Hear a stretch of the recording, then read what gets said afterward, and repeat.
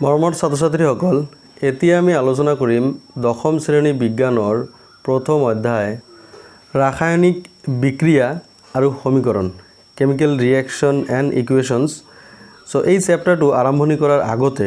পোনপ্ৰথমতে তোমালোকে কিছুমান basic concept of chemistry আছে আৰু যেটো ভিডিও মই ইতিমধ্যে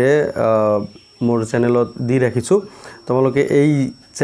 বেসিক কনসেপ্ট অফ কেমিষ্ট্ৰি এইখিনি তোমালোকে ক্লিয়াৰ কৰি লবা। তাত কিছুমান সোৱা কিছুমান তোমালোকৰ এনেকুৱা এতে চাৰ্ট তোমালোকে ইতিমধ্যে ক্লাস 9 তোমালোকে এইবিলাক পাই আহিছা। সো এই চাৰ্টটো তোমালোকে বনাব লাগিব। তাৰ লগতে সোৱা কিছুমান এনেকুৱা মৌলবোৰ আন কিছুমান মৌল আছিল। প্ৰথম 20টা মৌল দিয়া আছিল, তাৰ পিছত আন কিছুমান প্ৰয়োজনীয় মৌল এতে নাম দিয়া আছে আৰু কিছুমান বহু পাৰমাণৱিক এতে আয়ন আছিল। তাৰ লগতে সোৱা এনেকে ৰাসায়নিক যৌগবোৰৰ নাম মই এনেকে বেসিক কনসেপ্ট অফ কেমিষ্ট্ৰি যেটো ভিডিও আছে এই ভিডিওত মই গোটেইখিনি মই আলোচনা ইতিমধ্যে কৰিছো। ঠিক আছে, এনেকে 45 to 50 ৰাসায়নিক সংকেত দিয়া আছিল। সো এইবোৰ তোমালোকে আগত ক্লিয়াৰ কৰি লোৱা, তাৰ পিছত তোমালোকে এই চেপ্টাৰটো আৰম্ভ কৰিবা। ঠিক আছে, ভিডিও ডেসক্ৰিপচনত এই বেসিক কনসেপ্ট অফ কেমিষ্ট্ৰিৰ ভিডিওৰ লিংকটো দিয়া আছে। তোমালোকে তাত গৈ প্ৰথম এই ভিডিওটো চোৱা, তাৰ পিছত তুমি মোৰ এই চেপ্টাৰটো চাবা। ঠিক আছে, এতিয়া চোৱা এতে কি আছে ৰাসায়নিক বিক্ৰিয়া আৰু সমীকৰণ। এটো যদি মই আলোচনা কৰো, পোনপ্ৰথমতে চোৱা আমি যেটো উশাহ লোৱা, তাৰ পিছত এই যে খাদ্য আমাৰ হজম হোৱা, খাদ্য বস্তু ৰন্ধা, সো এইবিলাক চোৱা তোমাৰ এই ঘটনাবোৰ তুমি অলপ মন কৰা। ঠিক আছে, আমি আগৰ ক্লাছত ৰাসায়নিক আৰু ভৌতিক পৰিৱৰ্তন সম্পৰ্কে ইতিমধ্যে পাইছো। এই চেপ্টাৰত আমি কেনেকৈ জানিম যে ৰাসায়নিক বিক্ৰিয়া এটা সংঘটিত হৈছে এই বিষয়ে আমি জানিবলৈ চেষ্টা কৰিম আৰু ৰাসায়নিক বিক্ৰিয়া কেনেকৈ লিখিব লাগে আৰু ইকুৱেশ্যন কেনেকৈ লিখিব লাগে, এই গোটেইখিনি আমি সন্তুলন কেনেদৰে কৰিব লাগে এই বিষয়ে আমি জানিম। ঠিক আছে, সো প্ৰথমতে সোৱা ইয়াতে একটা কাৰ্যকলাপ দিয়া আছে। ইয়াতে কি কৰিছে, বায়ুত মেগনেছিয়ামৰ ফিতা দহন কৰিছে। ঠিক আছে, মেগনেছিয়ামৰ ফিতা লৈছে, ইয়াতে বায়ুত কি কৰিছে দহন কৰিছে। তো দহন কৰাৰ ফলত কি হৈছে কি দেখা গৈছে কি এই গ্লাছত কি মেগনেছিয়াম অক্সাইড ইয়াৰ উৎপন্ন হৈছে। তোমালোকে যদি ইয়াতে ভালদৰে চোৱা তেনেহলে চাব পাৰিবা যে মেগনেছিয়ামৰ ফিতা কি উজ্জ্বল বগা শিখাৰে জ্বলি এবিধ বগা পাউডাৰত পৰিণত হৈছে আৰু এটো হৈছে কি মেগনেছিয়াম অক্সাইড। ঠিক আছে, আমি মেগনেছিয়াম ফিতাটো পুৰিলো, কিন্তু পুৰাৰ পিছত আমি কি পালো মেগনেছিয়াম অক্সাইড পালো। সো এটো পৰিৱৰ্তন হৈছে। ঠিক আছে, সো বায়ুৰ অক্সিজেন আৰু মেগনেছিয়ামৰ এই মাজত কি এইটো বিক্ৰিয়া ঘটি কি এই মেগনেছিয়াম অক্সাইড উৎপন্ন হৈছে। ঠিক আছে, সো এইটো এটা ৰাসায়নিক বিক্ৰিয়া। আৰু এই ৰাসায়নিক বিক্ৰিয়াত চোৱা চাৰিটা ঘটনা তুমি দেখিবলৈ পাবা। ইয়াতে তোমালোকৰ কিতাপত দিয়ে আছে পেজ নাম্বাৰ 2। ইয়াতে কি অৱস্থাৰ পৰিৱৰ্তন হ'ব পাৰে। ঠিক আছে, ৰঙৰ পৰিৱৰ্তন হ'ব বা গেছৰ পৰিৱৰ্তন নাইবা উষ্ণতাৰ পৰিৱৰ্তন। এই চাৰিটা পৰিৱৰ্তন যদি আমি দেখা পাওঁ তেনেহলে ৰাসায়নিক বিক্ৰিয়া হোৱা বুলি আমি কম। এতিয়া চোৱা তোমালোকে আন এটা বস্তু ইয়াতে কাৰ্যকলাপ 1.2 ইয়াতে দিয়া আছে। সাপোজ এটা পৰীক্ষা নলত লেড নাইট্ৰেট দ্ৰৱ লোৱা। ঠিক আছে, এতে লেড নাইট্ৰেট দ্ৰৱ ল'ব দিছে আৰু ইয়াত চোৱা কি কৈছে পটাছিয়াম আয়োডাইডৰ দ্ৰৱ যোগ কৰা। এতে ইয়াতে চোৱা লেড নাইট্ৰেট PbNO3 ল'ব দিছে, তাৰপিছত কি পটাছিয়াম আয়োডাইড ইয়াতে যোগ কৰিব দিছে। এতিয়া আমি কি দেখা পাম, সো এই যে বিক্ৰিয়া ইয়াতে কি ঘটিব। ঠিক আছে, পৰৱৰ্তী সময়ত এইটো লৈ আমি আলোচনা কৰিম। সো ইয়াতে কি দেখা পাম, সো ইয়াতে নিশ্চয় এটা ৰাসায়নিক বিক্ৰিয়া হ'ব। এই দুটাৰ মাজত ৰাসায়নিক বিক্ৰিয়া হয়, কি উৎপন্ন হয়, কেনেদৰে উৎপন্ন হয় হেতু পৰৱৰ্তী সময়ত তোমালোকে পাবা। সো এইটো কাৰ্যকলাপ 2 দিয়া আছে। তাৰ পিছত চোৱা ইয়াতে আন এটা বস্তু দিয়া আছে 1.3 এইটো মই ইয়াতে লিখি ৰাখিছো। এইটো 1.2 এই বিক্ৰিয়াটো আমি পিছত লিখিম। তাৰ পিছত চোৱা ইয়াতে কি কৰিছে জিংকৰ ওপৰত লঘু সালফিউৰিক এসিডৰ বিক্ৰিয়াৰ দ্বাৰা হাইড্ৰোজেন গেছৰ উৎপাদন। ইয়াতে কি কৰিছে এটা কনিকেল ফ্লাক্স লৈছে, ইয়াতে লঘু সালফিউরিক এসিড ইয়াতে দিয়া আছে। ঠিক আছে, লঘু সালফিউরিক এসিড মানে এটু 1.3 এর কথা মই কইছো। লঘু সালফিউরিক এসিড H2SO4 ইয়াৰ লগত কি হৈছে জিংকৰ টুকুৰা দিছে Zn। ঠিক আছে, এতিয়া এই দুটাৰ মাজত বিক্ৰিয়া হয় কি উৎপন্ন হ'ব সেই বিষয়েও আমি অলপ পিছত এইটো লৈ তোমালোকৰ লগত আলোচনা কৰিম সো ইয়াতে চোৱা কি অৱস্থাৰ পৰিৱৰ্তন ৰঙৰ পৰিৱৰ্তন গেছৰ পৰিৱৰ্তন বা উষ্ণতাৰ পৰিৱৰ্তন এই চাৰিটা পৰিৱৰ্তন হলেহে আমি তাক কি ৰাসায়নিক বিক্ৰিয়া হোৱা বুলি কম এই ক্ষেত্ৰত এই ৰাসায়নিক সমীকৰণ কেনেদৰে লিখিব লাগে প্ৰথমতে এটো চাই লোৱা প্ৰথম যেটো 1.1 যেটো কাৰ্যকলাপ আছিল তাতে কি মেগনেছিয়াম আৰু মেগনেছিয়ামৰ ফিতা আমি জ্বলাইছিলো ঠিক আছে সো 1.1 যেটো কাৰ্যকলাপ 1.1 ইয়াতে কি আছিল মেগনেছিয়ামৰ আমি ফিতা লৈছো তাৰ পিছত কি বায়ু দহন হৈছে অক্সিজেনৰ লগত বিক্ৰিয়া হৈছে তাৰ পিছত কি উৎপন্ন হৈছে মেগনেছিয়াম অক্সাইড উৎপন্ন হৈছে ঠিক আছে মই এটা কলম লৈ লৈছো সো ইয়াতে কি মেগনেছিয়াম অক্সাইড উৎপন্ন হৈছে ইয়াতে চোৱা অৱস্থাৰ পৰিৱৰ্তন হৈছে ইয়াতে মেগনেছিয়াম আছিল তাৰ পিছত কি অক্সিজেন আছিল এই দুটা লগ লাগি কি হৈছে মেগনেছিয়াম অক্সাইড হৈছে সো এইটো এটা ৰাসায়নিক বিক্ৰিয়া হৈ গল ঠিক আছে এতিয়া চোৱা এই যেটো ৰাসায়নিক বিক্ৰিয়াৰ কথা কোৱা হৈছে ইয়াতে এই ৰাসায়নিক যদি আমি শব্দ হিচাপত লিখো যে এটো যদি আমি শব্দ হিচাপত লিখো এটো হৈ গল শব্দ সমীকৰণ ঠিক আছে যেনে কোৱা যে মেগনেছিয়াম অক্সিজেন আৰু ইয়াতে মেগনেছিয়াম অক্সাইড হৈ গল ঠিক আছে এটো হৈ গল শব্দ সমীকৰণ এতিয়া এই মেগনেছিয়াম আৰু অক্সিজেন যেটো লগ লাগিছে প্ৰথমতে কি যে মেগনেছিয়াম আৰু অক্সিজেন যেটো লগ লাগিছে ইয়াতে চোৱা এইটো হৈছে বিক্ৰিয়ক পদাৰ্থ কি বিক্ৰিয়ক পদাৰ্থ ঠিক আছে আৰু এইটো হৈছে কি যেটো বিক্ৰিয়াৰ পিছত যেটো উৎপন্ন হৈছে এইটো হৈছে কি বিক্ৰিয়াজাত পদাৰ্থ তোমালোকে এইটো ডেফিনিশনটো মনত ৰাখিবা যে বিক্ৰিয়ক পদাৰ্থ কাক কয় যিবিলাক পদাৰ্থ লগ লাগি বিক্ৰিয়াটো সংঘটিত হয় তাক বিক্ৰিয়ক পদাৰ্থ বুলি কোৱা হয় ঠিক আছে আৰু বিক্ৰিয়াৰ পিছত যিবিলাক পদাৰ্থ উৎপন্ন হয় তাক বিক্ৰিয়াজাত পদাৰ্থ বুলি কোৱা হয় সো বিক্ৰিয়ক পদাৰ্থ বিক্ৰিয়াৰ আগৰ যিবিলাক পদাৰ্থ এবিলাক বিক্ৰিয়ক পদাৰ্থ আৰু বিক্ৰিয়া যেটো হৈ গৈছে এটো কাৰ্চিনো দিয়াৰ মানে এটো বিক্ৰিয়াটো হৈ গৈছে সো এটো বিক্ৰিয়াৰ পিছত এটো উৎপন্ন হৈছে এটো হৈছে বিক্ৰিয়াজাত পদাৰ্থ সাপোজ এই উদাহৰণটো যদি আমি লওঁ সাপোজ এটো লেড নাইট্ৰেট PbNO3 ঠিক আছে PbNO3 আমি লৈছো আৰু কি পটাছিয়াম আয়োডাইড লৈছো এইটো হ'ব কি বিক্ৰিয়ক পদাৰ্থ সাপোজ এইটো সালফিউৰিক এসিড আৰু জিংক লৈছো এইটো হৈছে কি এবিলাক কি বিক্ৰিয়ক পদাৰ্থ মনত ৰাখিবা বিক্ৰিয়ক পদাৰ্থ এতে এই দুটা বিক্ৰিয়া মই ইয়াতে লিখা নাই সো যেটো এই দুটা বিক্ৰিয়াৰ কি যেটো উৎপন্ন হ'ব হেইটোই হ'ব কি বিক্ৰিয়াজাত পদাৰ্থ সো এইখিনি মনত ৰাখিবা এতিয়া চোৱা এই যেটো আমি শব্দ সমীকৰণ পালো এনেকে লিখিলে শব্দ সমীকৰণ হৈ গল এতিয়া ইয়াতে আন এটা কথা আছে এই সমীকৰণবোৰ যদি আমি এনেকে সিম্বলৰ হৈতে প্ৰকাশ কৰো তাক হেতু ৰাসায়নিক সমীকৰণ বুলি কোৱা হয় সো এটা ৰাসায়নিক সমীকৰণ কেমিক্যাল ইকুয়েশন বুলি কোৱা হয় সিম্বল হিচাপত যেতিয়া আমি লিখিম তেতিয়া হৈ গল কি কেমিক্যাল ইকুয়েশন এতিয়া এই বিক্ৰিয়াটো যদি মন কৰা এটা ইন্টাৰেস্টিং বস্তু তুমি দেখিবলৈ পাবা ইয়াতে চোৱা মেগনেছিয়াম আৰু অক্সিজেন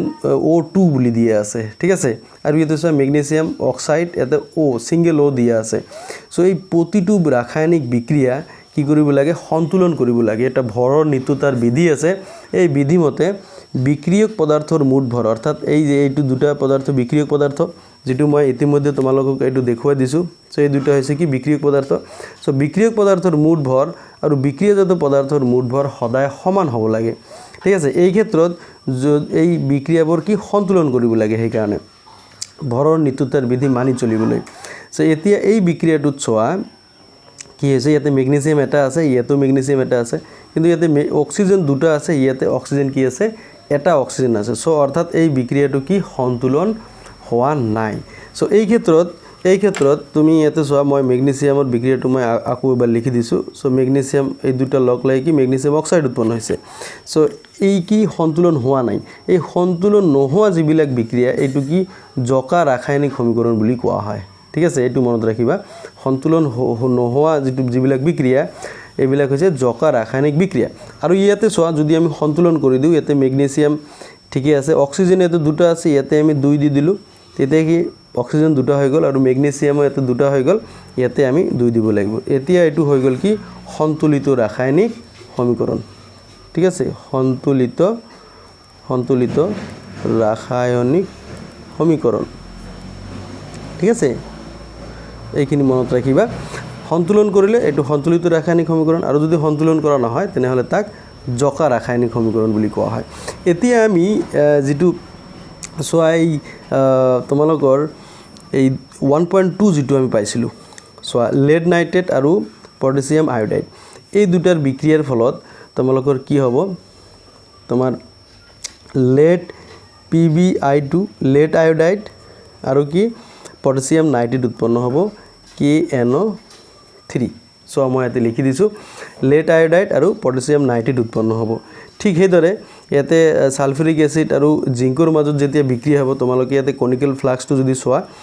অলপ সময় পিছত কি ইয়াতে অলপ বুৰবুৰণি এটা গেছ উৎপন্ন হ'ব আৰু ইয়াতে সোৱা কাছৰ নলি এডাল লগাই দিও এই কাছৰ নলিডালে দি তোমাৰ কি এটা গেছ ওলোৱা তোমালোকে দেখিবলৈ পাবা আৰু এই গেছটো হৈছে কি হাইড্ৰোজেন গেছ এই ক্ষেত্ৰত সোৱা কি উৎপন্ন হ'ব জিংক সালফেট আৰু হাইড্ৰোজেন গেছ উৎপন্ন হ'ব ঠিক আছে এইটো H2SO4 প্লাস জিংক ঠিক আছে এতিয়া সো এই বিক্রিয়াটো কিন্তু সন্তুলন হোৱা নাই এই বিক্ৰিয়াটো যদি আমি সন্তুলন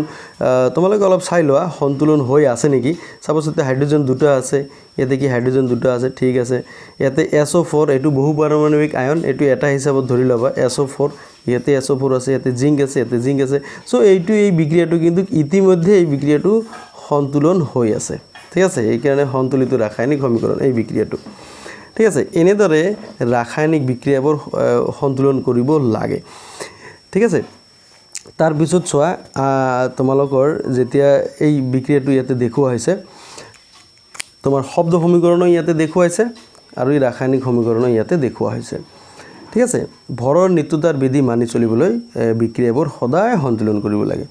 এতিয়া আন এটা সমীকৰণ ইয়াতে দিয়া হৈছে চোৱা সমীকৰণ কেনেকৈ সন্তুলন কৰিব লাগে ইয়াৰ মই অলৰেডি এটা ভিডিও বনাই ৰাখিছো ডেসক্ৰিপচনত ভিডিও লিংক আছে তোমালোকে এই ভিডিওটোৰ শেষত তাত গৈ এটো চাই লবা ইয়াতে চোৱা যে লোৰ টুকুৰা এটা ঠিক আছে কিছুদিন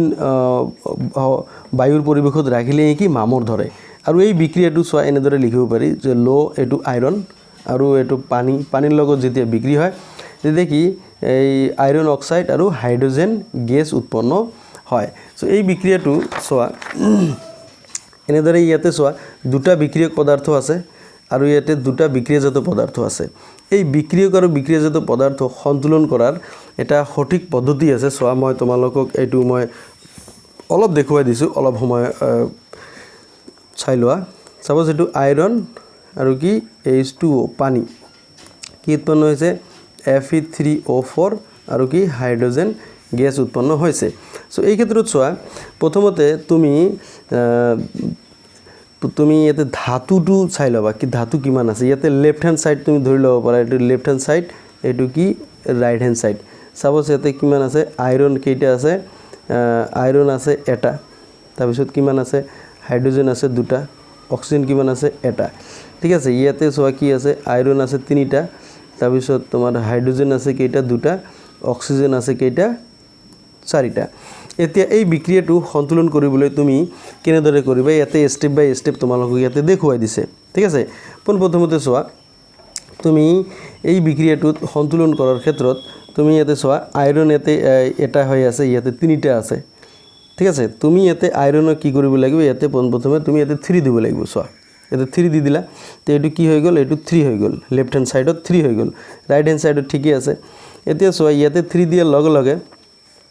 আইৰনৰ এটো হৈ গল এতে পানীৰ ক্ষেত্ৰত তুমি হাইড্ৰোজেনটো চোৱা ইয়াতে হাইড্ৰোজেন কেইটা আছে দুটা আছে কিন্তু ইয়াতে চোৱা অক্সিজেন কেইটা আছে চাৰিটা আছে এই অক্সিজেন চাৰি কৰিবলৈ হলে ইয়াতে চোৱা এই অক্সিজেন এটা আছে ঠিক আছে অক্সিজেন কেইটা আছে এটা ইয়াতে চাৰিটা ইয়াতে 2 আছে এইটো হৈ গল এতিয়া চোৱা এইটো 4 এইটো ইয়াতে কি 4 কৰি দিব লাগিব তেনেহলে এইটো কি হৈ গল 4 হৈ গল এতিয়া এইটো 4 কৰাৰ লগে লগে চোৱা হাইড্ৰোজেনটো কিমান হৈ গল এটো 2 ৰ পৰা কিমান হৈ গল 2 * 4 এটো 8 হৈ গল ঠিক আছে হাইড্ৰোজেন কিমান 8 হৈ গল এতিয়া তোমাৰ এই হাইড্ৰোজেনটো তোমাৰ 8 কৰিব লাগিব এতিয়া 8 কৰিবলৈ হলে তুমি ইয়াতে কি আকৌ 4 দিব লাগিব তেতিয়া কি এইটো 8 হৈ যাব এনেদৰে তুমি লেফট হ্যান্ড সাইড আৰু ৰাইট হ্যান্ড সাইড সদায় কি মিলাব লাগে ঠিক আছে এনেদৰে তুমি যদি কৰা তেনেহলে তোমাৰ সমীকৰণ কেতিয়াও ভুল নহব এতিয়া চোৱা তোমাৰ এই পৰ্যায়টো এটো লাষ্ট পৰ্যায়টো এনেকুৱা আছে ঠিক আছে এতিয়া আন এটা ইন্টাৰেস্টিং বস্তু চোৱা এটো হৈছে কি এই সমীকৰণবোৰ কিন্তু ইয়াৰ অৱস্থা আছে তোমালোকে ক্লাছ 9ত পাই আহিছা অৱস্থা তিনি প্ৰকাৰ পাই আহিছা তোমাৰ গোটা জুলীয়া গেছীয় কিন্তু আমি জুলিয়েটা ইয়াতে চোৱা জুলিয়া বা তৰল বুলি কৈছিলো কিন্তু ইয়াত তোমালোকৰ কেমিষ্ট্ৰিত এই তৰল আৰু জুলিয়েটো অলপ বেলেগ ধৰণৰ হ'ব চোৱা ইয়াতে কি এই গেছীয় অৱস্থা তৰল অৱস্থা জুলীয় আৰু গোটা সো গেছীয় কি গেছ বুলি কম ঠিক আছে গেছীয় এটো গেছ ঠিক আছে আৰু এই যে যেটো তৰল এটো লিকুইড তৰলটো কি লিকুইড আৰু যেটো জুলিয়াটা কি একুয়া একিউ আৰু তোমাৰ যেটো সলিড আছে গোটা এটো হৈছে কি সলিড তো ইয়াতে চোৱা এই সলিডটো হৈছে তোমাৰ গোটা অৱস্থাত থাকিলে আমি এস লিখিম আৰু যেতিয়া জুলীয় অৱস্থাত থাকিব একিউ এটো জুলীয় অৱস্থা আৰু যেটো তৰল অৱস্থা থাকিব তৰল এটো এল বুলি লিখিম আৰু যেটো গেছীয় অৱস্থাত থাকিলে আমি জি বুলি লিখিম এই চাৰিটা তোমালোকে ভালদৰে মনত ৰাখিবা যে জি এল এ কিউ এস ঠিক আছে তোমালোকৰ পেজ নম্বৰ 5 ত দিয়া আছে আৰু চোৱা এই বিক্ৰিয়াটোত যদি আমি এই ভৌতিক অৱস্থাবোৰ এড কৰো তেনেহলে সো আইৰণটো গোটা অৱস্থাত থাকে এটো সলিড হৈ যাব ইয়াতে সো জলীয় বাষ্পৰ কথা কোৱা হৈছে সো এটো কি হৈ যাব গেছ হৈ যাব কাৰণ পানী জলীয় বাষ্পত থাকিলে এটো গেছীয় অৱস্থাত থাকে আৰু সো ইয়াতে আইৰণ অক্সাইড উৎপন্ন হৈছে এইটো তোমাৰ মামৰ এটো সলিড যেটো দেখা যায় আৰু ইয়াতে হাইড্ৰোজেনটো কি এটো গেছ হিচাপত থাকিব ঠিক আছে সো ভৌতিক অৱস্থা আমি এনেদৰে লিখিব পাৰো সো আগৰ বিক্ৰিয়াটোত মেগনেছিয়াম অক্সাইডৰ ইয়াতে যদি ভৌতিক অৱস্থা লিখো কি হ'ব সো এই মেগনেছিয়াম যেটো টুকুৰা আছিল এটো সলিড আৰু অক্সিজেন এটো গেছ আৰু মেগনেছিয়াম অক্সাইড ই পাউডাৰ এটো সলিড সো এনেদৰে আমি কি ভৌতিক অৱস্থাবোৰ আমি লিখিব পাৰো এতিয়া চোৱা কিছুমান এনেকুৱা বিক্ৰিয়া আছে যিবিলাকৰ এই ভৌতিক অৱস্থাৰ উপৰিও আন কিছুমান তথ্য ইয়াতে থাকে চোৱা এই বিক্ৰিয়াটোলৈ মন কৰা সাপোজ ইয়াতে কাৰ্বন মনোক্সাইড ইয়াতে হাইড্ৰোজেন গেছৰ লগত বিক্ৰিয়া কৰিছে আৰু এই বিক্ৰিয়াটো 340 বায়ুমণ্ডলীয় চাপত এই বিক্ৰিয়াটো হৈছে হয় কি এটো মিথানল উৎপন্ন হৈছে তে এতিয়া চোৱা এই বিক্ৰিয়াটোত এই যে চোৱা এডিশনাল তথ্য কিছুমান দিয়া আছে ঠিক আছে এই অতিৰিক্ত শৰ্তবোৰ আমি এই কাৰ্চিনৰ ওপৰত বা তলত লিখিব পাৰো সো এই তলৰ উদাহৰণটো চোৱা এটো তোমালোকে ইতিমধ্যে পাইছা লোৱাৰ ক্লাস বিলাকত হালক সংশ্লেষণ যেটো বিক্ৰিয়া এটো চোৱা কাৰ্বন ডাই অক্সাইড এতে চোৱা পানী এই দুটাৰ মাজত বিক্ৰিয়া ঘটিছে আৰু আমি জানো যে হালক সংশ্লেষণ বিক্ৰিয়াটো সূৰ্যৰ ৰশ্মিৰ উপস্থিতিত পাতৰ সূৰ্যৰ ৰশ্মি আৰু ক্লোৰোফিলৰ উপস্থিতিত হয় এই কাৰণে সূৰ্যৰ ৰশ্মি আৰু ক্লোৰোফিল ইয়াতে লিখা আছে ঠিক আছে তাৰ পিছত কি গ্লুকোজ তাৰ পিছত অক্সিজেন আৰু পানী উৎপন্ন কৰিছে সো এইখিনি এনেদৰে অতিৰিক্ত তথ্যবিলাক আমি এই কাৰ্চিনৰ ওপৰত বা তলত লিখিব পাৰো ভৌতিক অৱস্থা লিখাৰ উপৰিও ঠিক আছে এইটো মনত ৰাখিবা সো ইয়াতে এটা প্ৰশ্ন হয় তোমালোকে জানি লোৱা যে এই যেটো সালোক সংশ্লেষণ বিক্ৰিয়া ঠিক আছে সালোক সংশ্লেষণ বিক্ৰিয়াটোৰ সন্তুলিত সমীকৰণ লিখা এইটো কিন্তু পৰীক্ষাত কেতিয়াবা কোশ্চেন দিয়ে মনত ৰাখিবা এইটো এতিয়া চোৱা এতে প্ৰশ্নাৱলীৰ কিছুমান কোশ্চেন ইয়াতে আছে এই কোশ্চেনবোৰৰ মানে উত্তৰ ইতিমধ্যে মই এবিলাক আলোচনা কৰিছো উত্তৰবোৰ তোমালোকে ভিডিও ডেসক্ৰিপচনত পিডিএফ তোমাৰ ভিডিও ডেসক্ৰিপচনত লিংক তোমালোকে পাই যাবা তাত গৈ তোমালোকে চাই লবা আমি এইটো ক্লাছত থিওৰি পাৰ্টখিনি কমপ্লিট কৰি লও তাৰ পিছত আমি এক্সাৰসাইজ বিলাক কৰিম ঠিক আছে এতিয়া চোৱা ৰাসায়নিক বিক্ৰিয়াৰ প্ৰকাৰ টাইপস অফ কেমিক্যাল ৰিঅ্যাকশন ৰাসায়নিক বিক্ৰিয়া 5 প্ৰকাৰৰ সো হাতৰ আঙুলি কেইটা 5টা সো ৰাসায়নিক বিক্ৰিয়াও এই 5 প্ৰকাৰৰ হয় মনত ৰাখিবা ইয়াৰ প্ৰথমটো হৈছে কি সংযোজন বিক্ৰিয়া কম্বিনেশন ৰিঅ্যাকশন ঠিক আছে প্ৰথম বিক্ৰিয়াটো হৈছে কি কম্বিনেশন ৰিঅ্যাকশন এতে কম্বিনেশন ৰিঅ্যাকশন সয় এই প্ৰতিটো বিক্ৰিয়াৰ পৰাই পৰীক্ষাত কোশ্চেন দিয়ে আৰু 2017 আৰু 2020 ইয়াৰ পৰা কোশ্চেন আহিছিল ঠিক আছে 2016 তো আহিছিল সো অলপ মনোযোগৰে চাবা যে সংযোজন বিক্ৰিয়া কি এতে সংযোজন বিক্ৰিয়া তোমালোকে প্ৰথমে যদি এটা আমি উদাহৰণ চাও ইয়াতে 1.4 যেটো কাৰ্যকলাপ আছে এটা কনিক্যাল ফ্লাক্স আছে ইয়াতে কি পোৰাচুন লৈছে ঠিক আছে ক্যালসিয়াম অক্সাইড বা পোৰাচুন ইয়াতে বিক্ৰিয়া দেখুৱা হৈছে এটা ক্যালসিয়াম অক্সাইড আৰু পোৰাচুন কনিক্যাল ফ্লাক্সত লৈছে তাত কি আছে পানী দিয়া আছে সব পানীৰ লগত এই পোৰাচুন মিহলি কৰিছে ঠিক আছে মিহলি কৰাৰ পিছত অলপ সময় পিছত কি এটো চূণবিলাক শিথিল হৈ যাব আৰু এটো কি শিথিল চূণ উৎপন্ন হ'ব ক্যালসিয়াম হাইড্ৰ অক্সাইড এতে চোৱা ক্যালসিয়াম অক্সাইডে পানীৰ সৈতে তীব্ৰভাৱে বিক্ৰিয়া কৰি শিথিল চূণ ক্যালসিয়াম হাইড্ৰ অক্সাইড উৎপন্ন কৰি প্ৰচুৰ তাপ উৎপন্ন কৰে তোমালোকে এটো নিজে পৰীক্ষা কৰি চাব পাৰা ঘৰত বজাৰৰ পৰা তুমি পৰাচূণ কিনি আনিবা তাত তুমি অলপ পানী দি পাত্ৰত যদি ৰাখা কিন্তু প্লাষ্টিকৰ পাত্ৰত নাৰাখিবা এইটো প্লাষ্টিকেৰ পাত্ৰটো গলি যাব ঠিক আছে বেলেগ পাত্ৰ এনেকুৱা পাত্ৰত ৰাখিবা যেহেতু এইটো প্ৰচুৰ পৰিমাণে তাপ উৎপন্ন হয় সো তাপৰ ফলত যাতে পাত্ৰটো গলি না যায় তেনেকুৱা পাত্ৰত ৰাখি এইটো পৰীক্ষা কৰি তোমালোকে চাবা ঠিক আছে ইয়াতে এটা বস্তু মন কৰা ভেৰি ইন্টাৰেস্টিংলি ইয়াতে চোৱা ইয়াতে ক্যালসিয়াম অক্সাইড আৰু পানীৰ মাজত বিক্ৰিয়া হয় কি ক্যালসিয়াম হাইড্ৰ অক্সাইড উৎপন্ন হৈছে ইয়াতে চোৱা দুটা বিক্ৰিয়ক পদাৰ্থ আছে আমি আগত পাইছো কি বিক্ৰিয়াৰ আগৰ পদাৰ্থ কি বিক্ৰিয়ক পদাৰ্থ আৰু বিক্ৰিয়াটোৰ পিছৰ পদাৰ্থক বিক্ৰিয়াজাত পদাৰ্থ বুলি কোৱা হয় সো এইটো চোৱা দুটা বিক্ৰিয়ক পদাৰ্থ লগ লাগি এটা মাত্ৰ বিক্ৰিয়ক পদাৰ্থ উৎপন্ন হৈছে এই ক্ষেত্ৰত এই বিক্ৰিয়াটো কি সংযোজন বিক্ৰিয়া বুলি কোৱা হ'ব সো এই দুটা লগ লাগি কি হৈছে এটা বিক্রিয়াজাত পদাৰ্থ উৎপন্ন হৈছে হেকাৰণে ইয়াক সংযোজন বিক্ৰিয়া বুলি কোৱা হয় এতিয়া সংযোজন বিক্ৰিয়া যদি ডেফিনিশন তুমি দিব যোৱা সো দুটা বা তাতকৈ বেছি বিক্ৰিয়ক পদাৰ্থ লগ লাগি এটা মাত্ৰ বিক্ৰিয়াজাত পদাৰ্থ উৎপন্ন হলে তাক কি সংযোজন বিক্ৰিয়া বুলি কোৱা হয় সো এই উদাহৰণটো হৈছে সংযোজন বিক্ৰিয়াৰ উদাহৰণ এতিয়া আন এটা উদাহৰণ তুমি চোৱা সো এইটো এই কাৰ্বন আৰু অক্সিজেন এই দুটা লগ লাগি কি কাৰ্বন ডাই অক্সাইড হৈছে এটো দহন বিক্ৰিয়া হয় কয়লা দহন কৰিলে কি কাৰ্বন ডাই অক্সাইড কলা ধোৱা উৎপন্ন এটো কাৰ্বন ডাই অক্সাইড সো এই এটো হৈছে সংযোজন বিক্ৰিয়া দুটা লগ লাগি হৈছে এটা হৈছে আৰু এতে চোৱা হাইড্ৰোজেন আৰু অক্সিজেন দুটা লগ লাগি এটা হৈছে ঠিক আছে দুটাতকৈ বেছিও লগ লাগিব পাৰে এই ক্ষেত্ৰত চোৱা এটা বস্তু মন কৰিবলগীয়া এতে সংযোজন বিক্ৰিয়াৰ এতে ডেফিনিশনটো তোমালোকে ইয়াতে দিয়া আছে দুই বা ততোধিক বিক্ৰিয়ক পদাৰ্থ লগ হৈ এটা মাত্ৰ বিক্ৰিয়াজাত পদাৰ্থ উৎপন্ন হলে তাক কি সংযোজন বিক্ৰিয়া বুলি কোৱা হয় এতে সংযোজন প্ৰতিটো সংযোজন বিক্ৰিয়াত কি তাপ উৎপন্ন হয় মনত ৰাখিবা ইয়াতেও তোমাৰ তাপ উৎপন্ন হৈছে ঠিক আছে ইয়াতেও তোমাৰ কি তাপ উৎপন্ন হ'ব আৰু ইয়াতেও কি তাপ উৎপন্ন হ'ব যেহেতু প্ৰতিটো সংযোজন বিক্ৰিয়াত কি বিক্ৰিয়াজাত পদাৰ্থ উৎপন্ন হোৱাৰ উপৰিও তাপ উৎপন্ন হয় হেকাৰণে এই সংযোজন বিক্ৰিয়া বলো কি এই তাপবৰ্জী ৰাসায়নিক বিক্ৰিয়া বুলি কোৱা হয় এটো মনত ৰাখিবা ঠিক আছে জীৱৰ বিক্ৰিয়াত বিক্ৰিয়াজাত পদাৰ্থ উৎপন্ন হোৱাৰ লগতে তাপৰ উদ্ভৱ হয় হেইবোৰ কি তাপবৰ্জী ৰাসায়নিক বিক্ৰিয়া বুলি কোৱা হয় ক্লিয়াৰ এটো হৈছে তাপবৰ্জী ৰাসায়নিক বিক্ৰিয়া এতিয়া এই তাপবৰ্জী ৰাসায়নিক বিক্ৰিয়াৰ আন এটা উদাহৰণ সকলো সংযোজন বিক্ৰিয়াই তাপবৰ্জী ৰাসায়নিক বিক্ৰিয়া মনত ৰাখিবা সকলো সংযোজন বিক্ৰিয়া কি তাপবৰ্জী ৰাসায়নিক বিক্ৰিয়া এতিয়া আন কিছুমান তাপবৰ্জী ৰাসায়নিক বিক্ৰিয়াৰ উদাহৰণ লও যিবিলাক সংযোজন নহয় বেলেগ বিক্ৰিয়াৰ সাপোজ প্ৰাকৃতিক গেছৰ যেটো দহন এতে মিথেন এটো প্ৰাকৃতিক গেছ ইয়াৰ দহন কৰিলে কাৰ্বন ডাই অক্সাইড আৰু পানী উৎপন্ন হৈছে এইটো কিন্তু তোমাৰ কি সংযোজন বিক্ৰিয়া নহয় সো দুটা লগ লাগি আৰু দুটা উৎপন্ন হৈছে সো এটো সংযোজন বিক্ৰিয়া নহয় this is not combination reaction কিন্তু এটো তাপবৰ্জী বিক্ৰিয়া হয় কাৰণ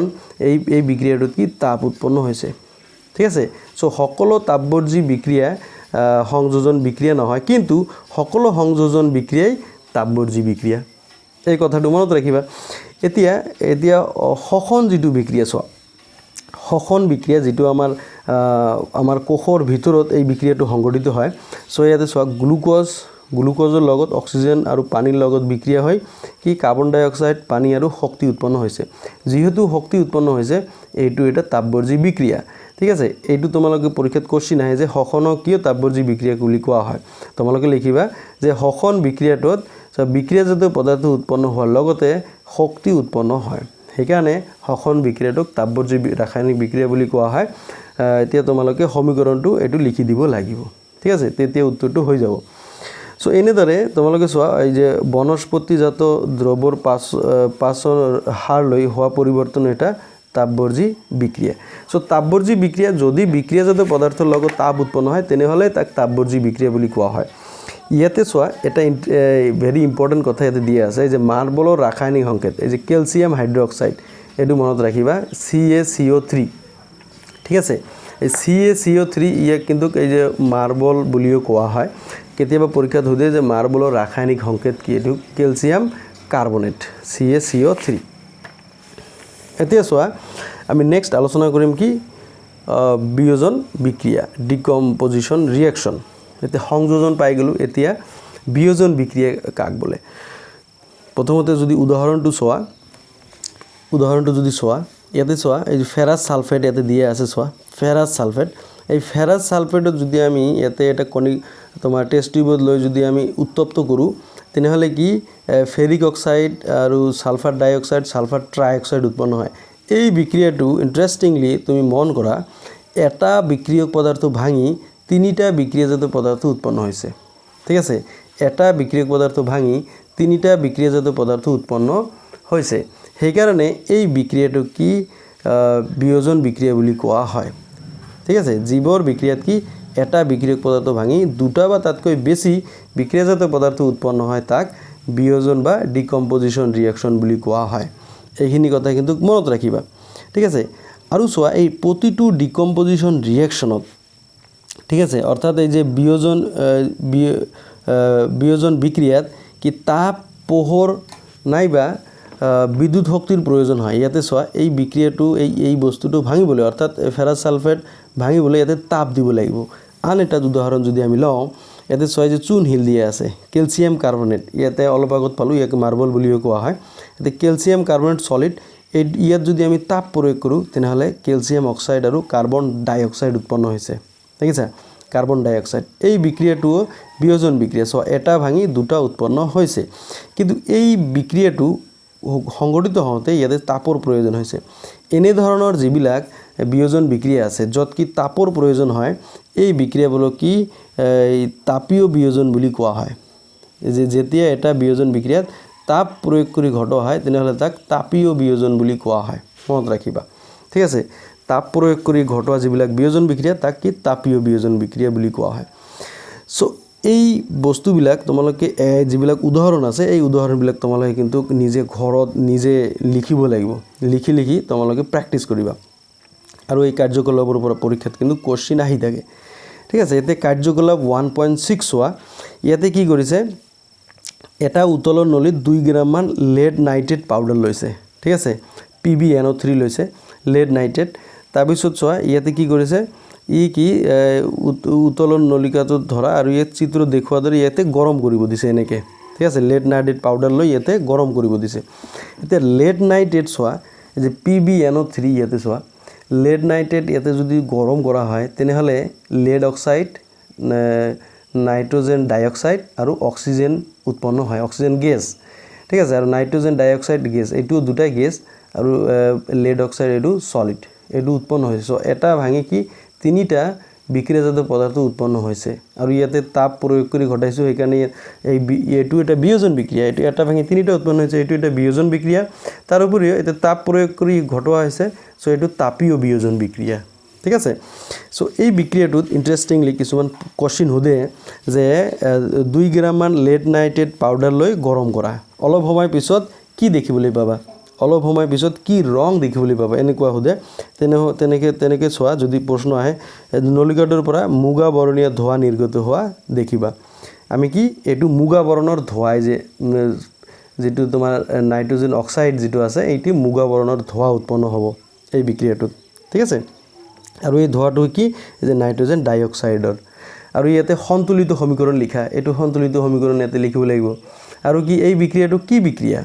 কি মানে তুমি কিতে কি কবা এটো এটা বিয়োজন বিক্রিয়া যেহেতু এটা বিক্রিয়ক পদার্থ ভাঙি তিনিটা বিক্রিয়াজাত পদার্থ উৎপন্ন হৈছে সো এই এটা বিয়োজন বিক্রিয়া আৰু কি ই সোয়া এই বিক্ৰিয়াটোক যিবিলাক বিয়োজন বিক্ৰিয়া এটুক তাপগ্ৰাহী বিক্ৰিয়া বুলিও কোৱা হয় তাপগ্ৰাহী কিয় ই তাপ গ্ৰহণ কৰিছে সোয়া তাপ নিদিলে এই বিক্ৰিয়াটো সংগঠিত নহব বিয়োজন বিক্ৰিয়াবিলাক তাপ পোহৰ নাইবা বিদ্যুৎ শক্তিৰ প্ৰয়োজন হয় সেইকাৰণে এই বিক্ৰিয়াবিলাক কি তাপগ্ৰাহী বিক্ৰিয়া বুলি কোৱা হয় ঠিক আছে সংযোজন কি পাইছিলো সংযোজন বিক্ৰিয়াটো তোমাৰ তাপবৰ্জী তোমালোকে এইখিনিতে এটা বস্তু মনত ৰাখিবা এটো কি সংযোজন যেটো পাইছিলো সংযোজন বিক্ৰিয়াবিলাক তাপবৰ্জী আৰু যিবিলাক বিয়োজন বিক্ৰিয়া আছে বিয়োজন বিক্ৰিয়াবিলাক তাপগ্ৰাহী ঠিক আছে এই দুটা কথা তোমালোকে কিন্তু মনত ৰাখিবা ঠিক আছে এতিয়া চোৱা নেক্সট যদি আমি চাও এই 1.6 এটো ভেৰি ইম্পৰ্টেন্ট যেটো মই ইতিমধ্যে আলোচনা কৰিলো সো 1.7 আছে এটো তোমালোকৰ কাৰণে হোমৱৰ্ক থাকিল এটো অলপ চাবা ঘৰত এটা 1.8 টো মই আলোচনা কৰি দিছো 1.8 টো চোৱা 2015 এইটো আহিছিল পৰীক্ষাত ইয়াতে কি চোৱা ইয়াতে এটা চিনামাটিৰ থালত ঠিক আছে 2 গ্ৰাম কি সিলভাৰ নাইট্ৰেট লৈছে সিলভাৰ ক্লোৰাইড লৈ অলপ সময় ৰাখি দিয়া অলপ পিছত কি ৰং দেখিবলৈ পাবা এতে চোৱা তুমি যদি সিলভাৰ ক্লোৰাইড সূৰ্যৰ পোহৰত ৰাখিবা তেতিয়া কি এই সিলভাৰ আৰু ক্লোৰিন লৈ কি বিয়োজিত হৈ যাব ঠিক আছে এটা ভাঙি দুটা বিক্রিয়াজাত পদাৰ্থ উৎপন্ন হৈছে সো এইটো এটা কি বিয়োজন বিক্ৰিয়া সো যেহেতু এইটো এটা বিয়োজন বিক্ৰিয়া চোৱা এইটো এটা কি বিয়োজন বিক্ৰিয়া এটা ভাঙি দুটা হৈছে আৰু এই বিক্ৰিয়াটোত চোৱা কি মটিয়া ৰং দেখিবলৈ পাবা চোৱা সিলভাৰ ক্লোৰাইড সূৰ্যৰ পোহৰত কি মটিয়া হৈ পৰিব কাৰণ কি এইটো সিলভাৰ ক্লোৰাইড ভাঙি সিলভাৰ আৰু ক্লোৰিন উৎপন্ন হৈছে ঠিক আছে সো এইটো এটা বিয়োজন বিক্ৰিয়া এটো সন্তুলিত সমীকৰণটো লিখি দিলে হৈ গল চোৱা এতে সিলভাৰ ক্লোৰাইড আছে এতে সিলভাৰ সলিড আৰু ক্লোৰিন গ্যাস এতে ক্লোৰিন দুটা থাকাৰ কাৰণে এতে 2 দিছে আৰু ইয়াতে সিলভাৰ 2 হৈ গল আৰু ইয়াতে 2 দিব লাগিব সো বিক্ৰিয়াটো কি হৈ গল সন্তুলন হৈ গল এতিয়া চোৱা আন কিছুমান বিক্ৰিয়া আছে যেনেকৈ সিলভাৰ ব্ৰোমাইড এই সিলভাৰ ব্ৰোমাইড যদি সূৰ্যৰ পোহৰত ৰাখা হয় ঠিক একেদৰে সেই সিলভাৰ আৰু এই যে ব্ৰোমিন গ্যাস উৎপন্ন হৈছে আৰু এই বিক্ৰিয়াটোত কলা বগা ফটোগ্ৰাফিত ব্যৱহাৰ কৰা হয় মনত ৰাখিবা কি কলা বগা ফটোগ্ৰাফিত এই বিক্ৰিয়াটো ব্যৱহাৰ কৰা হয় কেতিয়াবা পৰীক্ষাত আহে যে কলা বগা ফটোগ্ৰাফিত কি বিক্ৰিয়া ব্যৱহাৰ কৰা হয় ঠিক আছে মই অলপ আগত যে কলো যে তাপগ্ৰাহী বিক্ৰিয়া ইয়াতে ডেফিনিশনটো দিয়ে আছে পদাৰ্থৰ বিয়োজন বিক্ৰিয়াত তাপ পোহৰ বা বিদ্যুৎ শক্তিৰ প্ৰয়োজন হয় যিবোৰ বিক্ৰিয়াত শক্তি শোষণ হয় তেনেবোৰ বিক্ৰিয়াক তাপগ্ৰাহী বিক্ৰিয়া বলে ঠিক আছে ইয়াতে সব প্ৰশ্নাৱলীত এটা কোশ্চেন দিয়া আছে যে পদাৰ্থ এক্সৰ দ্ৰৱক বগা ৰং হানিবলৈ ব্যৱহাৰ কৰা হয় পদাৰ্থ এক্সৰ নাম আৰু সংকেত লিখা এতিয়া যেটো বগা ৰং হানিবলৈ ব্যৱহাৰ কৰা হয় তোমালোকে জানি লোৱা এটো হৈছে কি পোৰাচুন এতে পোৰাচুনৰ ৰাসায়নিক সংকেত হৈছে ক্যালসিয়াম অক্সাইড তেনেহলে পদাৰ্থ এক্সৰ নাম কি হৈ যাব ক্যালসিয়াম অক্সাইড আৰু এটো পোৰাচুন আমি কি বগা ৰং হানিবলৈ ব্যৱহাৰ কৰো ওয়ালত আমি চূণ দিও বিভিন্ন গছগছনিত আমি চূণ দিও ঠিক আছে এইটো এই পদাৰ্থ এক্সৰ নামটো কি ক্যালসিয়াম অক্সাইড আৰু ইয়াৰ ৰাসায়নিক সংকেত হৈছে CaO ঠিক আছে এইটো হল 1 নম্বৰ তাৰপিছত 2 নম্বৰত কি হ'ব এটা পদাৰ্থ X অৰ্থাৎ এই যে ক্যালসিয়াম অক্সাইডক কি পানীৰ সৈতে যদি বিক্ৰিয়া কৰিবলৈ দিয়া হয় তেনেহলে কি উৎপন্ন হ'ব বিক্ৰিয়াটো এটো হৈ যাব ই কি উৎপন্ন হ'ব ক্যালসিয়াম হাইড্ৰক্সাইড উৎপন্ন হ'ব ইয়াতে চোৱা যদি আমি ভৌতিক অৱস্থা দিও এটো সলিড হ'ব এটো লিকুইড আৰু এটো হ'ব একুয়া সো একুয়া কি জুলিয়া ঠিক আছে সো এইটো 1 ৰ উত্তৰ এইটো 2020 ত এই কোশ্চেনটো আহিছিল 2020 সো এইটো 23 তাকো আহিব পাৰে সো এতিয়া নেক্সট যেটো আছে এটো হৈছে কি অপসৰণ বা প্ৰতিস্থাপন বিক্ৰিয়া সো এই অপসৰণ বা প্ৰতিস্থাপন বিক্ৰিয়া কাক বলে ডিসপ্লেসমেন্ট ৰিঅ্যাকশন ডিসপ্লেসমেন্ট মনত ৰাখিবা ডিসপ্লেসমেন্ট ইয়াতে চোৱা প্লেস অৰ্থাৎ স্থানৰ পৰিৱৰ্তন হ'ব ঠিক আছে এতিয়া এটো উদাহৰণ যদি চোৱা এতে চোৱা এতে কি আয়ৰন আছে আয়ৰন আৰু কপাৰ সালফেটৰ মাজত বিক্ৰিয়া হৈছে চোৱা এতে কি আয়ৰন আৰু কি কপাৰ আয়ৰন সলিড আৰু কি কপাৰ সালফেটৰ মাজত কি হৈছে বিক্ৰিয়া হৈছে এই বিক্ৰিয়াত চোৱা কি উৎপন্ন হৈছে আয়ৰন সালফেট আৰু কপাৰ উৎপন্ন হৈছে ইয়াতে চোৱা এই যেটো আয়ৰন আছে আয়ৰনে কি কপাৰক প্ৰতিস্থাপন কৰি ইয়াতে সালফেটৰ লগত চোৱা ইয়াতে আয়ৰন আহিছে চোৱা এই আয়ৰনটো ইয়াতে আহিছে ঠিক আছে আৰু কি সালফেট এই সালফেটটো আছে সালফেটটো ইয়াতে আছে আৰু এই কপাৰটো ইয়াতে চোৱা এই সেপাৰেট হৈ গৈছে ঠিক আছে এইটো হৈছে ডিসপ্লেসমেন্ট ৰিঅ্যাকশন প্ৰতিস্থাপন বিক্ৰিয়া আৰু প্ৰতিস্থাপন বিক্ৰিয়া হ'বলৈ হলে চোৱা ইয়াতে চোৱা এটা মৌল এটা যৌগৰ লগত বিক্ৰিয়া কৰে ঠিক আছে এই মৌল এইটো কি যৌগৰ লগত বিক্ৰিয়া কৰে আৰু এই যৌগত যেটো ধাতু থাকিব ঠিক আছে এই ধাতুটো ইয়াতে এই যেটো মৌল থাকিব এই মৌলটোতকৈ কি কম সক্ৰিয় হ'ব লাগিব কথাটো অলপ মন কৰা যে অধিক সক্ৰিয় মৌলই কম সক্ৰিয় মৌলক তাৰ যৌগৰ পৰা অপসৰণ বা প্ৰতিস্থাপন কৰিলে তাক অপসৰণ বা প্ৰতিস্থাপন বিক্ৰিয়া বুলি কোৱা হয় ইয়াতে চোৱা তোমাৰ আয়ৰনৰ যেটো সক্ৰিয়তা তোমাৰ এই যে কপাৰতকৈ বেছি আয়ৰনৰ সক্ৰিয় কপাৰতকৈ বেছি হেকাৰণে ইয়াতে চোৱা প্ৰতিস্থাপন বিক্ৰিয়া সংঘটিত হৈছে ইয়াতে চোৱা আন এটা উদাহৰণ ইয়াতে দিয়া আছে চোৱা ইয়াতে জিংক সলিড এটো চোৱা কপাৰ সালফেটৰ লগত বিক্ৰিয়া কৰিছে এটো একুয়া আৰু কি জিংক সালফেট একুয়া আৰু কি কপাৰ উৎপন্ন কৰিছে ইয়াতেও কি কৰিছে চোৱা এই যে জিংকে কি ইয়াতে কপাৰক প্ৰতিস্থাপন কৰিছে ইয়াতে চোৱা কপাৰ সালফেট আছিল ইয়াতে বিক্ৰিয়াজাত পদাৰ্থত কি জিংক সালফেট আহিছে ঠিক আছে সো এইটো ইয়াতেও কি জিংক হৈছে কি কপাৰতকৈ বেছি সক্ৰিয় সেইকাৰণে এই বিক্ৰিয়াটো সংঘটিত হৈছে অৰ্থাৎ অধিক সক্ৰিয় মৌলই কম সক্ৰিয় মৌলক তাৰ যৌগৰ পৰা অপক্ষৰণ বা প্ৰতিস্থাপন কৰিলে তাক অপক্ষৰণ বা প্ৰতিস্থাপন বিক্ৰিয়া বুলি কোৱা হয় আৰু এই বিক্ৰিয়াটো চোৱা 2015 ত আহিছিল পৰীক্ষা দিয়ে যে জিংকে কপাৰ সালফেটৰ লগত বিক্ৰিয়া কৰি কি উৎপন্ন কৰে সন্তুলিত ৰাসায়নিক সমীকৰণ লিখা এটো হৈ যাব এতিয়া আন এটা উদাহৰণ ইয়াতে দিয়া আছে এটো তোমাৰ এই যে লেড কপাৰ ক্লোৰাইডৰ লগত বিক্ৰিয়া কৰিছে এটো লেড ক্লোৰাইড আৰু কপাৰ উৎপন্ন কৰিছে এনেদৰে তুমি বিভিন্ন প্ৰতিস্থাপন বিক্ৰিয়া লিখিব পাৰা এই ক্ষেত্ৰত তোমালোকে কিন্তু এই সক্ৰিয়তাৰ যেটো ক্ৰম আছে এই ক্ৰমটো তোমালোকে পঢ়িব লাগিব সো তোমালোকৰ পেজ নাম্বাৰ 45 ত সো 45 ত ইয়াতে এই সক্ৰিয়তাৰ ক্ৰম কিছুমান দিয়া আছে সো এতে যে potassium sodium calcium magnesium aluminium zinc iron lead hydrogen copper mercury silver gold এই ধাতুৰ সক্ৰিয়তাৰ ক্ৰমটো মনত ৰাখিবা এই ক্ৰমটো যদি মনত ৰাখা তেনেহলে প্ৰতিস্থাপন বিক্ৰিয়া ইয়াতে হ'বনে নাই তুমি ধুনিয়াকে ক'ব পাৰিবা ঠিক আছে কাৰণ অধিক সক্ৰিয় মৌলই কম সক্ৰিয় মৌলক তাৰ যৌগৰ পৰা প্ৰতিস্থাপন কৰে এইখিনি কথা মনত ৰাখিবা সো সেইকাৰণে সক্ৰিয়তাৰ ক্ৰমটো তোমালোকে মুখস্থ কৰি লবা এতিয়া চোৱা আমি কি পঢ়িম দ্বি অপক্ষৰণ বিক্ৰিয়া দ্বি অপক্ষৰণ ইয়াতে প্ৰথমতে কি এটা মৌল কি প্ৰতিস্থাপন হৈছিল অপক্ষৰণ হৈছিল ইয়াতে চোৱা দুটা দ্বি মানে দুটা অপক্ষৰণ হ'ব সো ডাবল ডিসপ্লেসমেন্ট ঠিক আছে ইয়াতে কেনেকুৱা ধৰণৰ বিক্ৰিয়া চোৱা এই বিক্ৰিয়াটো যদি মন কৰা ইয়াতে চোৱা এই তোমাৰ সোডিয়াম সালফেট মই তোমালোকক ইয়াতে দেখুৱাই দিছো সোডিয়াম সালফেট এটু একুয়া ঠিক আছে আৰু কি বেৰিয়াম ক্লোৰাইড একুয়া এই দুটাৰ মাজত বিক্ৰিয়া হৈ কি উৎপন্ন হৈছে বেৰিয়াম সালফেট সলিড আৰু কি তোমাৰ সোডিয়াম ক্লোৰাইড এটু উৎপন্ন হৈছে এই বিক্ৰিয়া 2017 ত আহিছিল চোৱা ইয়াতে পৰীক্ষা দিয়ে যে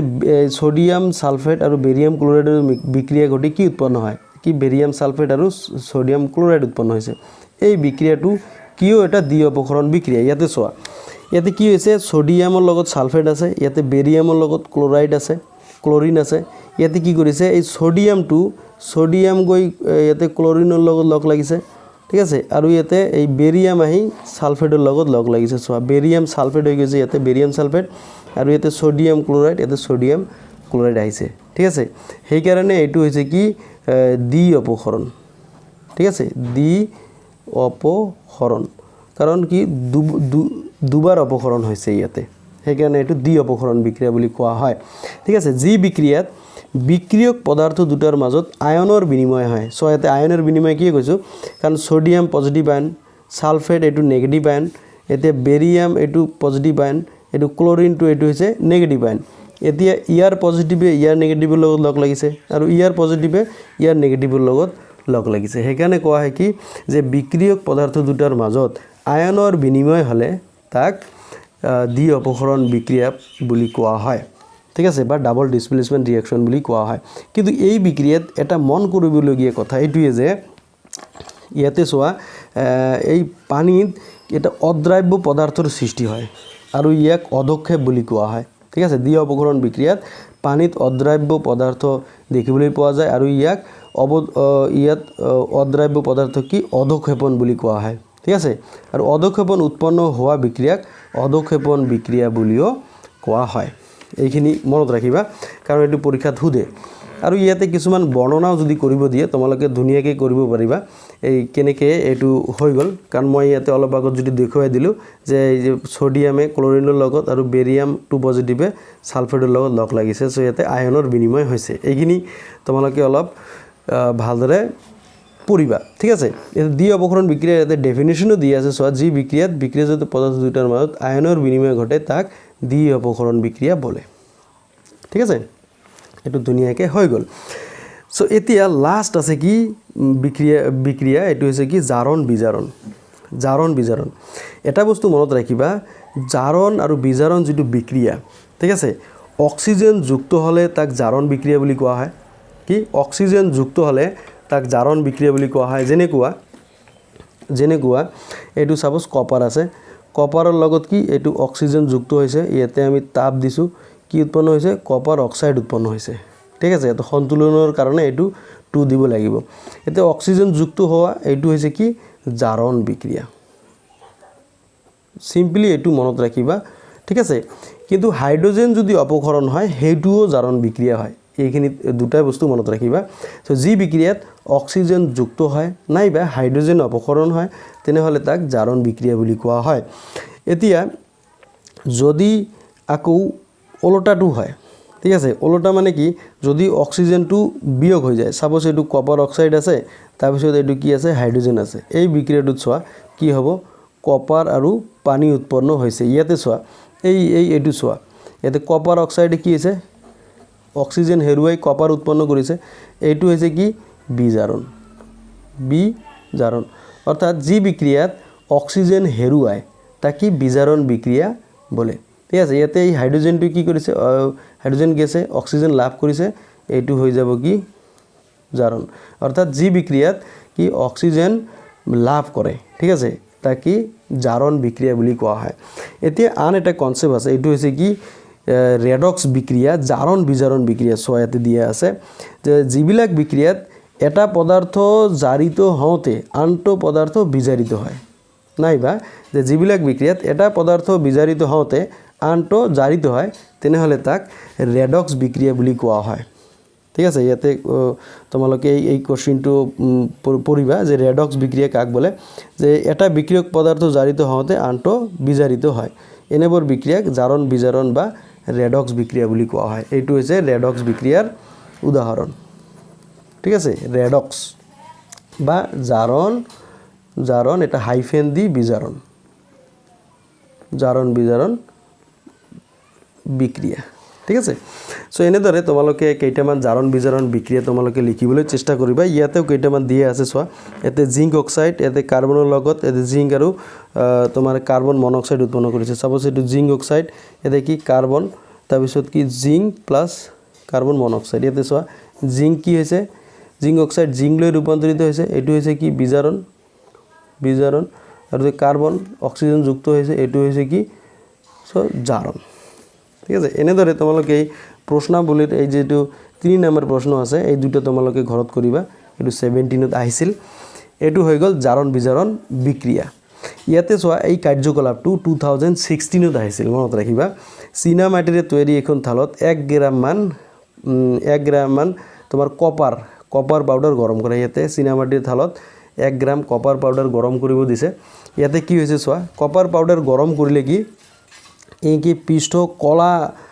কলা ৰঙৰ কপাৰ 2 অক্সাইড উৎপন্ন কৰে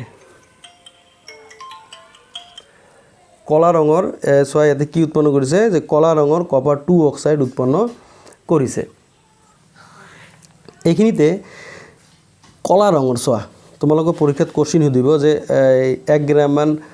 কপাৰ পাউডাৰ চীনা মাটিৰ থালত লৈ গৰম কৰা অলপ সময় পিছত কি ৰং দেখিবলৈ পাবা কলা ৰং দেখিবলৈ পাবা আৰু এইটো কিৰ কাৰণে যে কপাৰ 2 অক্সাইডৰ কাৰণে এই যে কপাৰ 2 অক্সাইড কি এইটো কলা হৈ পৰে ঠিক আছে সো বিক্ৰিয়াটোৰ সন্তুলিত সমীকৰণ লিখা এইটো বিক্ৰিয়াটোৰ সন্তুলিত সমীকৰণ তোমালোকে লিখিব লাগিব ঠিক আছে আৰু এই বিক্ৰিয়াটো কি বিক্ৰিয়া তেতিয়া তুমি লিখিবা এইটো এটা জাৰণ বিক্ৰিয়া চোৱা যেহেতু এটো অক্সিজেন যুক্ত হৈছে অৰ্থাৎ অক্সিজেন কি লাভ কৰিছে সেই কাৰণে এটো এটা জাৰণ বিক্ৰিয়া ঠিক আছে এনেকুৱা প্ৰশ্ন সুধে এতিয়া লাষ্ট পইণ্টটো চোৱা ক্ষয়ীভৱন ঠিক আছে কোৰোশন বা দুৰ্গন্ধিত আৰু ৰেঞ্চিডিটি এতে ক্ষয়ীভৱন কাক বলে ভেৰি সিম্পল ওয়ে তোমালোকে ইয়াতে ডেফিনিশনটো যদি মনত ৰাখা এইটো হৈ যাব যেতিয়া ধাতু এটা তাৰ চৌপাশৰ বিভিন্ন পদাৰ্থবোৰ যেনে জলীয় বাষ্প এসিড আদিৰ দ্বাৰা আক্ৰান্ত হয় তেতিয়া ইয়াৰ ক্ষয় ঘটা বুলি কোৱা হয় এই প্ৰক্ৰিয়াটো ক্ষয়ীভৱন বুলি কোৱা হয় জলীয় বাষ্পৰ দ্বাৰা কি হয় জলীয় বাষ্প এসিডৰ দ্বাৰা আক্ৰান্ত হয় আৰু কি ক্ষয় হয় আৰু ইয়াকে ক্ষয়ীভৱন বুলি কোৱা হয় উদাহৰণ চোৱা এতে সিলভাৰৰ ওপৰত পৰা কলা চামনি ঠিক আছে সিলভাৰৰ যেতিয়া তোমালোকে অলংকাৰ পিন্ধা চোৱা অলপ কেদিনৰ পিছত কলা চামনি পৰি যায় এইটো হৈছে ইয়াৰ ক্ষয়ীভৱন আৰু এই প্ৰক্ৰিয়াটো ক্ষয়ীভৱনৰ উদাহৰণ সো অন্য উদাহৰণটো চোৱা কপাৰৰ ওপৰত পৰা হেউজিয়া চামনি এইটো এটা উদাহৰণ ঠিক আছে এনেকুৱা বিভিন্ন ধৰণৰ উদাহৰণ আছে এটো ক্ষয়ী ভৱনৰ উদাহৰণ তুমি যদি লো যদি ৰাখা লো জলীয় বাষ্পৰ লগত বিক্ৰিয়া কৰি মামৰ হৈ যায় এইটো এটা ক্ষয়ী ভৱনৰ উদাহৰণ ঠিক আছে ইয়াৰ আগৰ যদি বিক্ৰিয়া আমি পালো এতিয়া লাষ্ট পইণ্টটো চোৱা দুৰ্গন্ধিতা বা ৰেঞ্চিডিটি কাক বলে ঠিক আছে যেতিয়া চৰ্বি বা তেল জাৰিত হয় তেতিয়া দুৰ্গন্ধৰ সৃষ্টি হয় চৰ্বি বা তেল জাৰিত হলে কি দুৰ্গন্ধৰ সৃষ্টি হয় ইয়াকে দুৰ্গন্ধিতা বা ৰেঞ্চিডিটি বলে আৰু ইয়াক গন্ধ বা হাত কি খলনি হয় ঠিক আছে সাধাৰণতে জাৰণ নঘটাবলৈ চৰ্বি বা তেলযুক্ত পদাৰ্থ কিছুমান জাৰক পদাৰ্থ কি প্ৰতিজাৰক পদাৰ্থ যোগ কৰা হয় যেনেকুৱা বায়ুৰুদ্ধ পাত্ৰত খাদ্যবস্তু ৰাখিলে কি জাৰণ মন্থৰ হয় আৰু তেতিয়া কি গন্ধ লাহে লাহে হ'ব লেট হ'ব আৰু এনেকুৱা সাপোজ এই যে চিপছ আছে চিপছৰ পেকেটত ইয়াতে কি বায়ুৰে ভৰাই দিয়া থাকে ঠিক আছে আৰু এই বায়ুটোত কি থাকে নাইট্ৰজেন গেছ থাকে মনত ৰাখিবা চিপছৰ যিবিলাক পেকেট তাত কি নাইট্ৰজেন গেছ ভৰাই দিয়া থাকে কিয় যাতে তাত তেল থাকে যাতে তেলটো জাৰিত হ'ব নোৱাৰে তেল জাৰিত হলে কি গন্ধ ওলায় সো সেইকাৰণে যেতিয়া তোমালোকে চিপছৰ পেকেট কিনিবা তেতিয়া চাই ল'বা যে চিপছৰ পেকেটটো তোমাৰ কি ভিতৰত নাইট্ৰজেন গেছ আছে না নাই যদি নাইট্ৰজেন আছে তেনেহলে তুমি চাবা চিপছবিলাক ভাল থাকিব আৰু যদি নাইট্ৰজেন নাথাকে ঠিক আছে ফুটা হৈ যায় বায়ু সোমাই যায় তেনেহলে তাত কি অক্সিজেন সোমাই যাব আৰু জাৰিত হ'ব তেলৰ লগত আৰু তেতিয়া কি গন্ধৰ সৃষ্টি কৰিব সো এয়া আছিল তোমালোকৰ মূল কনসেপ্ট যেটো মই আলোচনা কৰিলো এটো চেপ্টাৰত থুলমূলকৈ এইখিনি তোমালোকে অলপ ঘৰত পঢ়ি ক্লিয়াৰ কৰি লবা নিজে কিতাপখন চাই ঠিক আছে আৰু যিবিলাক প্ৰশ্নাৱলীৰ যিবিলাক কোশ্চেন আছে অনুশীলনীৰ যিবিলাক কোশ্চেন আছে মই ইতিমধ্যে বেলেগ ভিডিঅত মই এইবিলাক ক্লিয়াৰ কৰি দিছো তোমালোকে ডেসক্ৰিপচনত চাবা এইবিলাক যে তোমাৰ এই কোশ্চেন নম্বৰ 5 6 7 8 এই গোটেইখিনি তোমালোকৰ কৰি দিয়াই আছে কিন্তু ভেৰি ইন্টাৰেষ্টিং কথা এটিয়ে প্ৰতি বছৰ এইটো চেপ্টাৰৰ পৰা কি তোমালা সমীকৰণ লিখিবলৈ আহে সো এই যেটো আছে এই হাইড্ৰোজেন গেছে নাইট্ৰোজেনৰ সৈতে লগ হৈ এমোনিয়া উৎপন্ন কৰে এই কোশ্চেনটো যদি আমি লিখো চোৱা যে হাইড্ৰোজেন গেছে নাইট্ৰোজেনৰ সৈতে লগ হৈ এমোনিয়া উৎপন্ন কৰে চোৱা 18 16 20 আহিছিল ঠিক আছে এটো তোমাৰ কোশ্চেন নম্বৰ 5 ৰ এ এটো কি হাইড্ৰোজেন গেছে মানে H2 গেছ এটো নাইট্ৰোজেনৰ লগত বিক্ৰিয়া কৰিব এটো নাইট্ৰোজেন কি N2 ঠিক আছে এইটো তোমাৰ কি গেছ বিক্ৰিয়া কৰি কি উৎপন্ন কৰিব এমোনিয়া উৎপন্ন কৰিব NH3 ঠিক আছে সো এইটো কি গেছ সো এইটো হৈ গল এই এক নম্বৰ উত্তৰ হৈ গল এতিয়া চোৱা এই পাছৰ বি নম্বৰ চোৱা হাইড্ৰোজেন সালফাইডে বায়ুত দাহিত হৈ পানী আৰু সালফাৰ ডাই অক্সাইড উৎপন্ন কৰে 18 আৰু 15 আহিছিল চোৱা হাইড্ৰোজেন সালফেট এতে হাইড্ৰোজেন সালফেট কি H2S মনত ৰাখিবা H2S হাইড্ৰোজেন সালফেট কি পানীৰ লগত বিক্ৰিয়া কৰিছে পানীৰ লগত বিক্ৰিয়া কৰি কি পানী নহয় অক্সিজেনৰ লগত বিক্ৰিয়া কৰিছে বিক্ৰিয়া কৰি কি পানী আৰু কি সালফাৰ ডাই অক্সাইড উৎপন্ন কৰিছে দেখিছা এটো কি এই যে হাইড্ৰোজেন সালফেট এই যে কি বায়ুত দাহিত হৈ পানী আৰু সালফাৰ ডাই অক্সাইড উৎপন্ন কৰে পানী আৰু সালফাৰ ডাই অক্সাইড এটো হৈ গল এতিয়া চোৱা এই বিক্ৰিয়াবোৰ কিন্তু সন্তুলন কৰিব লাগিব চোৱা সন্তুলনটো ভেৰি ইম্পৰ্টেন্ট এই প্ৰথম বিক্ৰিয়াটো সন্তুলন কৰা নাই কাৰণ ইয়াতে চোৱা বিক্ৰিয়াটো সন্তুলিত কৰিব দিছে প্ৰথম বিক্ৰিয়াটো যদি তুমি সন্তুলন কৰা ইয়াতে চোৱা নাইট্ৰোজেন দুটা আছে ইয়াতে তিনিটা আছে হাইড্ৰোজেন দুটা আছে ইয়াতে তিনিটা আছে সো প্ৰথমতে চোৱা হাইড্ৰোজেনটো তোমালোকে মিলাব লাগিব কাৰণ ইয়াতে তুমি 3 দি দিয়া 3 দিলে হাইড্ৰোজেন কেইটা 6টা হৈ গল ইয়াতে তুমি হাইড্ৰোজেন 6 কৰিব লাগিব ইয়াতে 2 দিয়া হাইড্ৰোজেন 6 হৈ গল এতে নাইট্ৰোজেন কেইটা হৈ গল নাইট্ৰোজেন 2 হল এতে নাইট্ৰোজেন দুটা হৈ আছে সো এটি বিক্ৰিয়া সন্তুলন হৈ গল এতে নেক্সট এইটো বিক্ৰিয়া চোৱা এতে কি হাইড্ৰোজেন দুটা আছে ইটস ওকে তাৰপিছত অক্সিজেন দুটা ইয়াতে চোৱা কেইটা আছে অক্সিজেন এইটো এটা ইফালে দুটা তিনিটা আছে সো এই ক্ষেত্ৰত চোৱা তুমি অলপ চাব লাগিব তাৰপিছত সালফাৰ কেইটা আছে সালফাৰ এটা এই ক্ষেত্ৰত তুমি চোৱা প্ৰথমতে তুমি এই অক্সিজেন যেটো আছে এটো মিলাব লাগিব অক্সিজেন মিলোৱাৰ কাৰণে তুমি প্ৰথমতে এইটো এটা অক্সিজেন আছে এতে ডাবল কৰি দিয়া কেইটা হৈ গল দুটা অক্সিজেন আৰু ইয়াতে চোৱা তেতিয়া হাইড্ৰোজেন কেইটা হৈ যাব হাইড্ৰোজেন ইয়াতে 4 হৈ যাব তে হাইড্ৰোজেন ইয়াতে 2 দি দিয়া কিমান হৈ গল হাইড্ৰোজেন 4 হৈ গল এতিয়া চোৱা সালফারও আকৌ কি হৈ গল ইয়াতে বাঢ়ি গল সালফার কেইটা হৈ গল দুটা হৈ গল যেতিয়া সালফার দুটা হৈ গল তুমি ইয়াতে 2 দিব লাগিব সালফারত ইয়াতে 2 হৈ গল ইয়াতে 2 দিয়া লগে লগে অক্সিজেন কিমান হৈ গল ইয়াতে 4 হৈ গল ইয়াতে 4 আৰু ইয়াতে কেইটা আছে দুটা কেইটা হৈ গল 4 2 6 ইয়াতে 3 দিবা এই 6 হৈ গ'ল সো এনেদৰে বিক্ৰিয়াবোৰ সন্তুলন কৰিব লাগে ইয়াতে তুমি লেফট হ্যান্ড সাইড আৰু ৰাইট হ্যান্ড সাইড এনেদৰে তুমি মিলাবা তে সি নাম্বাৰটো চোৱা বেৰিয়াম ক্লোৰাইডে এলুমিনিয়াম সালফেটৰ সৈতে বিক্ৰিয়া কৰি এলুমিনিয়াম ক্লোৰাইড আৰু বেৰিয়াম সালফেটৰ অধক্ষেপ উৎপন্ন কৰে এটো 2015 আহিছিল চোৱা বেৰিয়াম ক্লোৰাইড কি বেৰিয়াম ক্লোৰাইড BaCl2 এটো একুয়া ঠিক আছে এই কি উৎপন্ন কৰিছে এলুমিনিয়াম সালফেট Al2SO4 3 এটো একুয়া এই কি উৎপন্ন কৰিব বেৰিয়াম সালফেট উৎপন্ন কৰিব বেৰিয়াম সালফেটৰ অধক্ষেপ পৰিব আৰু কি এলুমিনিয়াম ক্লোৰাইড উৎপন্ন কৰিব এটো একুয়া ঠিক আছে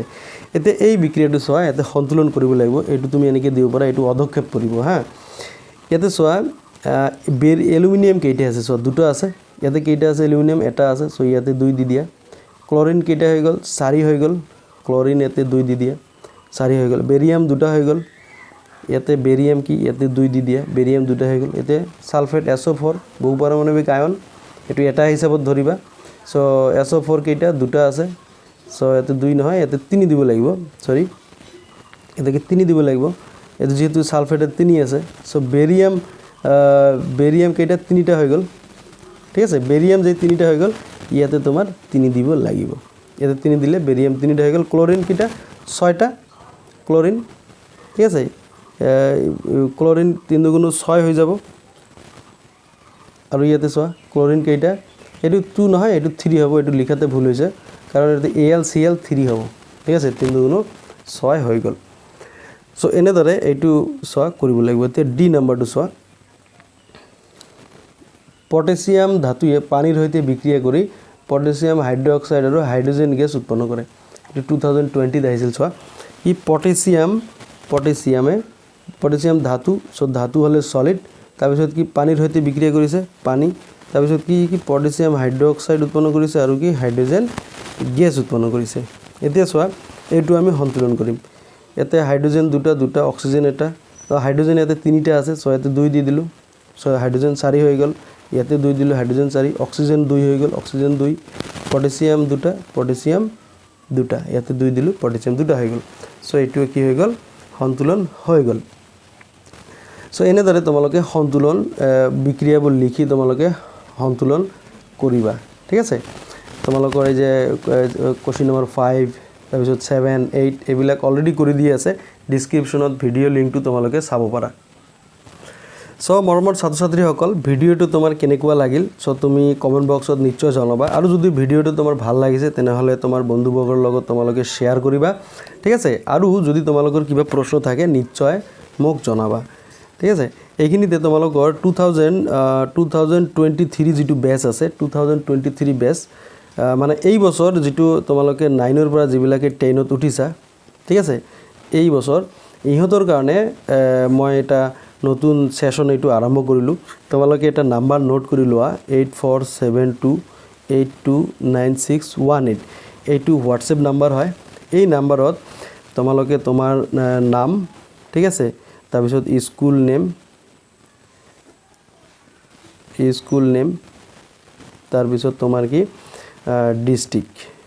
ঠিক আছে এইটো তোমালোকে সেন্ড কৰিবা মই এটা ব্ৰডকাস্টিং গ্ৰুপ মই বনাইছো এই গ্ৰুপত তোমাক এড কৰি দিম ঠিক আছে তেতিয়া কিবা প্ৰশ্ন থাকিলে তাতো কৰিব পাৰিবা আৰু তোমালোকে গুগল মিট যেটো আছে গুগল মিট টো তোমালোকে ইনষ্টল কৰি লবা মই মাজে মাজে গুগল মিটৰটো তোমালোকৰ ক্লাছ লম ঠিক আছে এইটো 2022 আৰু 23 বেছৰ কাৰণে এটো মই ইনিশিয়েটিভ আৰম্ভ কৰিছো নাম্বাৰটো নোট কৰি লবা তাত নাম স্কুলৰ নাম ডিস্ট্ৰিক্ট নেম দি মোক মেছেজ কৰিবা মই তোমালোকক ব্ৰডকাস্টিং গ্ৰুপত এড কৰি দিম ঠিক আছে সো মৰমৰ ছাত্ৰ-ছাত্ৰীসকল so all the best for this session আজিৰ ভিডিওটো এইখিনিয়ে থ্যাংক ইউ ভেৰি মাচ